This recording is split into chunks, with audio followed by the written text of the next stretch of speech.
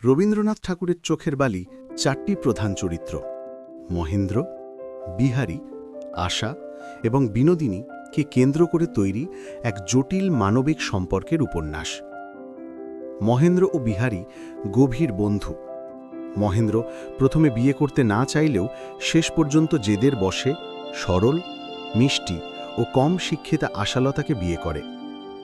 আশার আগমনে বাড়িতে সুখের পরিবেশ তৈরি হয় এবং মহেন্দ্র তাকে অত্যন্ত ভালোবাসে।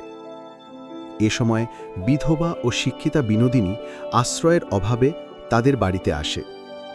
শুরুতে সে আশার সঙ্গে ঘনিষ্ঠ বন্ধুত্ব গড়ে তোলে, তাকে পড়াশোনা শেখায়, সাজায় এবং ধীরে ধীরে পরিবারের অংশ হয়ে ওঠে। কিন্তু বিনোদিনীর মনে চিরদিনের ক্ষত। মহেন্দ্র একসময় তাকে বিয়ে করতে অস্বীকার করেছিল। সেই অপমান, আকর্ষণ ও প্রতিশোধের মিশ্র অনুভূতিতে সে মহেন্দ্রকে নিজের দিকে টানতে শুরু করে।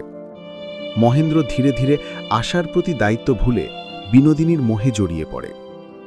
এতে দাম্পত্যের সন্দেহ, ঈর্ষা ও দূরত্ব বাড়তে থাকে।